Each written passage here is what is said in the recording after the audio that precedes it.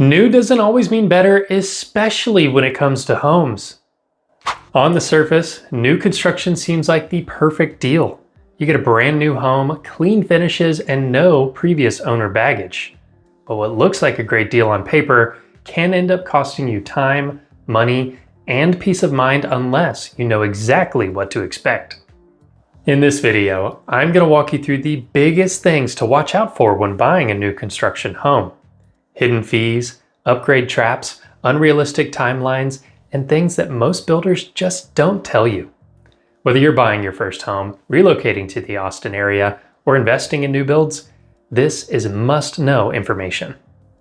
I'm Ryan Gomillion, and I'm your Go Million Dollar agent here in Austin, and on this channel, I help buyers, sellers, and investors navigate this fast-moving market with confidence. New construction is a huge part of the Austin housing scene, and I've walked dozens of clients through this exact process, good experiences and bad. So let's get into it. Here's something that most people don't realize. That home you toured in the model center, that's probably not what you're getting at the base price. Builders keep base prices low to advertise, but the second you want quartz counters, wood floors, or shiny appliances, you're into the upgrade zone.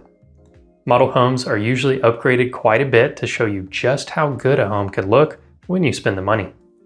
With lot fees, structural upgrades, design upgrades, and landscaping, it's not uncommon to spend $50,000, $100,000, or more above the base price as you arrange your home. I had one client start at $470,000, and after picking out their upgrades, their final price was just under $560,000. That's a huge swing if your expectations aren't set ahead of time. So go in knowing the real price of the home often doesn't show up until the design phase. Keep an eye out for builder specials that give you unrestricted flex cash that you can use towards design and structural upgrades. This can save you thousands of dollars or allow you to get that sparkling kitchen while still staying within budget. With a resale home, you might negotiate $10,000 off the price, ask for repairs, or request seller-paid closing costs. But builders don't always play that game. Their price is usually the price, but they may offer incentives if you use their preferred lender. Instead of dropping the price, they'll say, "We'll give you $10,000 towards upgrades," which sounds great until you realize you need to spend $20,000 in upgrades just to use that credit. And if you bring your own lender, some of those incentives disappear. It all depends on the state of the market, motivations of the builder, and if you're buying an inventory home or building. That said, I've helped many of my clients negotiate prices down and get additional incentives. This is where working with a knowledgeable agent can really pay off.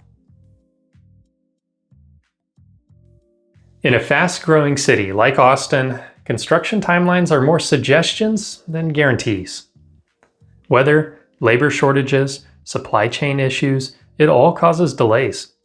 I've had clients plan their entire lease around a promised June closing, only to find themselves extending their apartment lease 3 times.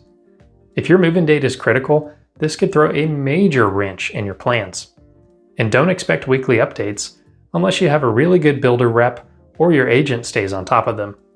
Luckily, the supply chain issues are better than they were a few years ago, but you never know when a crazy storm or a global event will come up and cause some delays. This is a great reason why it's important to discuss your timeline early on to make sure you're purchasing the right property for you.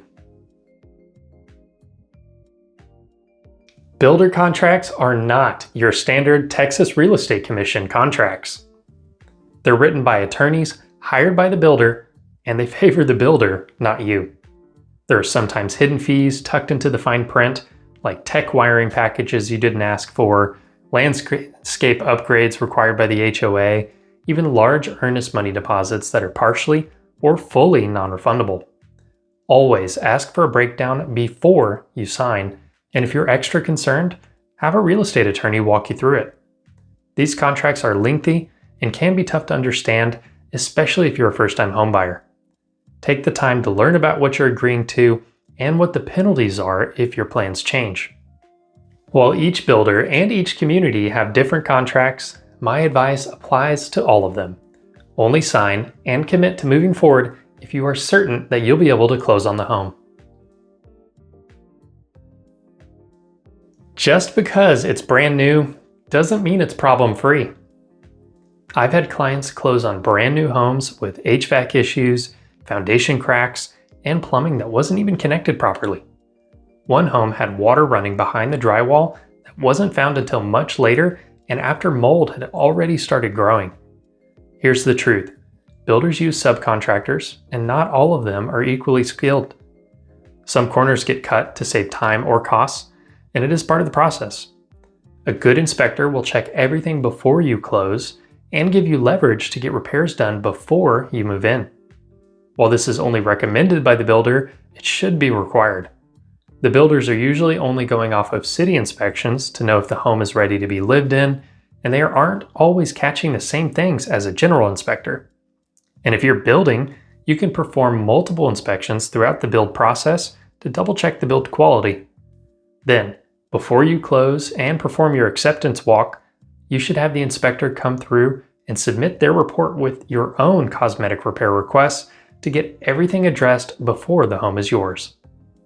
Also, make note of your different warranty periods that come with your home. It's a great idea to have another inspection done right before they expire so you can have the builder take care of anything that comes up after you move in. The builder's agent only works for the builder.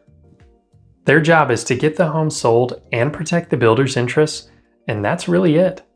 Yes, some are more customer service inclined than others, but your interests are not their chief concern. When you bring your own agent, someone who works for you, you've got someone helping in your search, reviewing paperwork, negotiating extras, tracking progress, and fighting for your timeline. Your agent is on your side to make sure you get the best deal possible and to fit the terms that you need. And 99% of the time, the builder pays your agent's commission. So don't skip representation, especially on one of the biggest purchases that you'll ever make. And if you have any questions about what this representation looks like, or if you'd like to work with me for your own purchase, then please reach out using the information in the pinned comment below.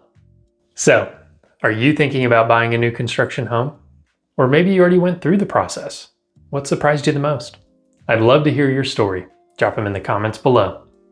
And if you're considering new construction in Austin, feel free to reach out to me.